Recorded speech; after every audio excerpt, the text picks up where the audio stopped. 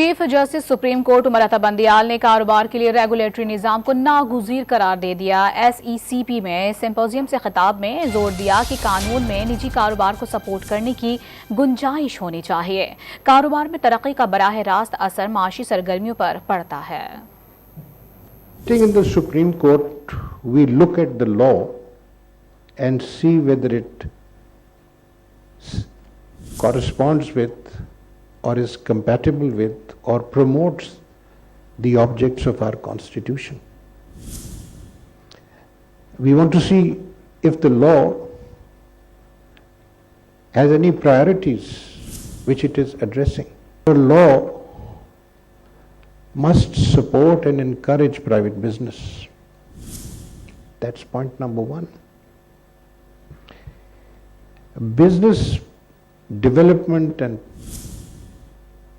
business growth automatically translates into economic growth. What is necessary for promoting business? We need a regulatory system, whether it is in tax, whether it is in corporate regulation, whether it is in relation to provision of infrastructural facilities like power, roads, water, gas. Different industries. The fertilizer industries wants gas subsidies. Textile industry, yesterday you saw an ad, wants power subsidies, and so on and so forth.